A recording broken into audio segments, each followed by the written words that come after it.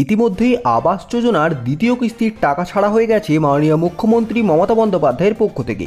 কিন্তু এখনও পর্যন্ত প্রায় ৫ লক্ষেরও বেশি উপভোক্তা এমন রয়েছেন যারা কিন্তু দ্বিতীয় কিস্তির কোনো রকম টাকাই পাননি তাদের ব্যাংকের অ্যাকাউন্টে। বিশেষ করে মুর্শিদাবাদ, দক্ষিণ ২৪ পরগনা, কলকাতা, ঝাড়গ্রাম এবং পুরুলিয়া এই জেলাগুলিতে আবাস যোজনার দ্বিতীয় কিস্তির টাকা কিন্তু এখনও এসে পৌঁছায়নি, যে কারণে তাদের বাড়ির বাকি যে অংশটুকু তারা কিভাবে করবেন সেই নিয়ে কিন্তু দুশ্চিন্তা এসে বাধা বাঁধছে তাদের মনে। এছাড়াও আলিপুরদুয়ার এবং নদিয়ার বেশ কিছু ব্লকে কিন্তু টাকা দেওয়ায় হেরফের দেখা গেছে, যে কারণে বর্তমানে নবান্নের পক্ষ থেকেই যারা দ্বিতীয় কিস্তির টাকা এখনও পর্যন্ত পাননি তাদের কাছে সম্পূর্ণ বিষয়টি খোলাসা করার জন্য একটি ছোট্ট কিন্তু খুবই গুরুত্বপূর্ণ বিজ্ঞপ্তি প্রকাশ করা হয়েছে। এই বিজ্ঞপ্তি দ্বিতীয় কিস্তির টাকার প্রাপক অর্থাৎ যারা টাকা পাওয়ার যোগ্য কিন্তু এখনও টাকা পাননি এবং পিডাব্লিউএল ক্যাটাগরি যারা রয়েছেন সকলের জন্যই কিন্তু বিশেষ নির্দেশিকা দেওয়া হয়েছে, যেটা এই ভিডিওতে আপনাদের সঙ্গে আলোচনা করব।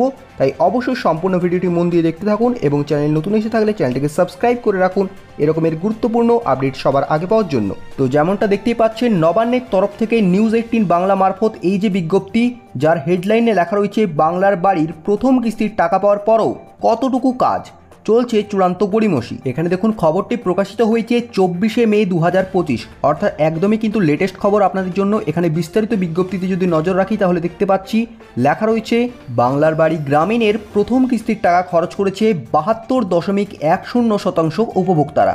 অর্থাৎ এই শতাংশের উপভোক্তারা কিন্তু প্রথম কিস্তির টাকাটি খরচ করে বাড়ি তৈরি করেছে লিন্টন পর্যন্ত, বাকিরা কিন্তু এখনও পর্যন্ত বাড়ি তৈরি করতে পারেননি। এমনই কিন্তু রিপোর্ট পঞ্চায়েত দপ্তরের সমীক্ষায় জমা পড়েছে। এর পাশাপাশি বাংলার বাড়ি গ্রামীণের জন্য প্রথম কিস্তির টাকা দেওয়া হয়েছে প্রায় 6 মাস আগে, অর্থাৎ 6 মাস হতে চললেও একাধিক জেলায় কিন্তু এই কাজের গড়িমসির অভিযোগ উঠেছে। আপনারা জানেন যে আপনাদের ডিসেম্বর মাসে কিন্তু প্রথম কিস্তির টাকা দেওয়া হয়েছিল এবং তারপরে এবারে কিন্তু মে মাসে আপনাদের দ্বিতীয় কিস্তি দেওয়া হচ্ছে। তো এর মাঝে কিন্তু 6টা মাস কেটে গেছে, অনেক উপভোক্তা কিন্তু এই 6 মাসেও বাড়ি তৈরি করতে পারেনি। মঙ্গলবারই বাংলার বাড়ি গ্রামীণের জন্য দ্বিতীয় কিস্তির 60,000 টাকা দেওয়ায় প্রতিক্রিয়া ইতিমধ্যে আনুষ্ঠানিক সূচনা করেছেন মাননীয় মুখ্যমন্ত্রী।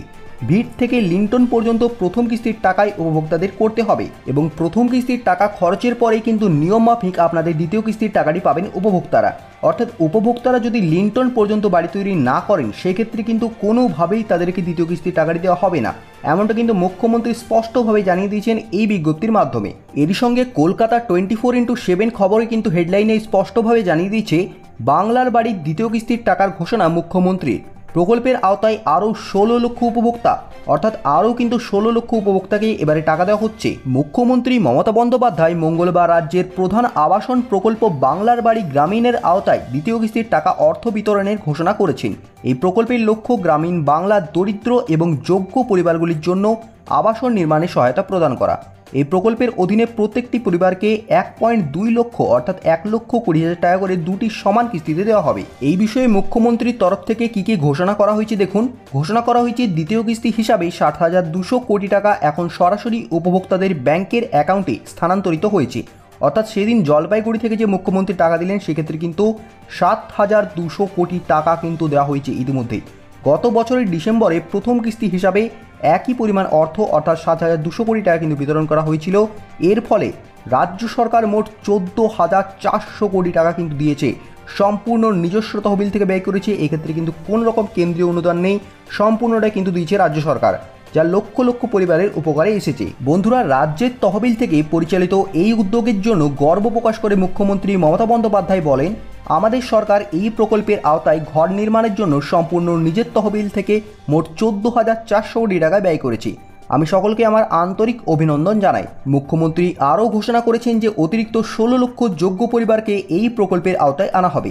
এই উপভোক্তারা 2025 সালের ডিসেম্বর মাসে প্রথম কিস্তি এবং 2026 সালে মে মাসে দ্বিতীয় কিস্তি পাবেন। তিনি বলেন, আমরা আরও 16 লক্ষ যোগ্য পরিবারের জন্য ঘর নির্মাণ করব। তারা কিন্তু এই বছরের অর্থাৎ 2025-এর যে আগামী ডিসেম্বর মাস আসছে সেই ডিসেম্বর মাসেই কিন্তু প্রথম কিস্তি এবং 2026 সালের মে মাসে তারা কিন্তু দ্বিতীয় কিস্তি পেয়ে যাবেন।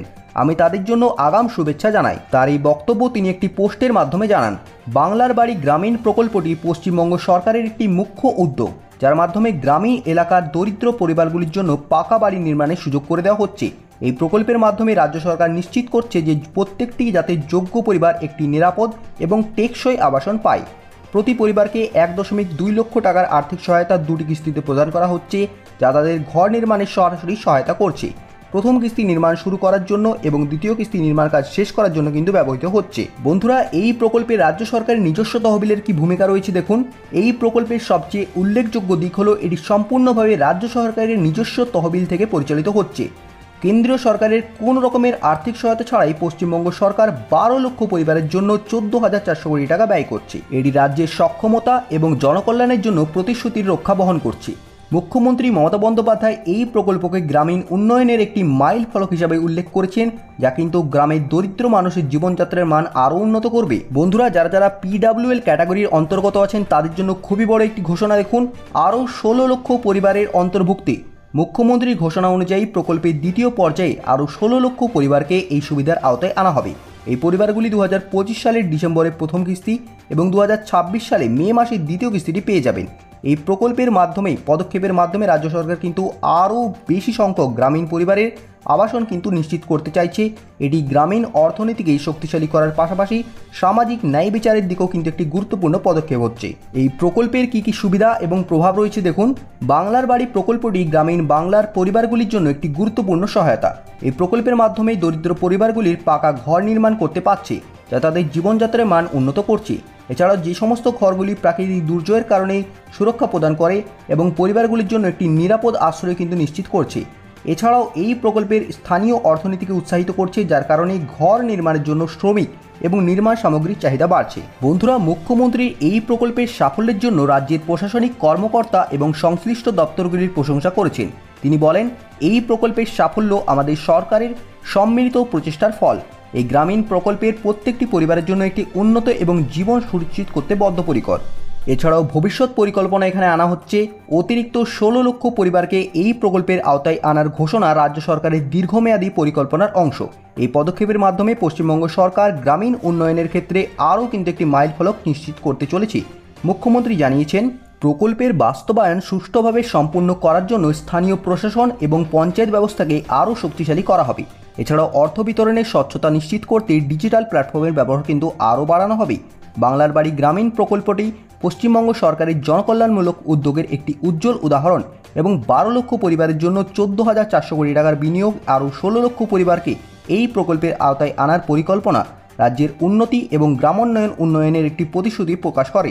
মুখ্যমন্ত্রী মমতা বন্দ্যোপাধ্যায়ের নেতৃত্বে এই প্রকল্প গ্রামীণ বাংলার দরিদ্র পরিবারগুলির জন্য একটি নতুন আশার আলো জাগিয়েছে। এটি শুধুমাত্র আবাসন প্রদানই নয়, বরং সামাজিক ন্যায় বিচার এবং অর্থনৈতিক উন্নয়নের পথে একটি গুরুত্বপূর্ণ পদক্ষেপ।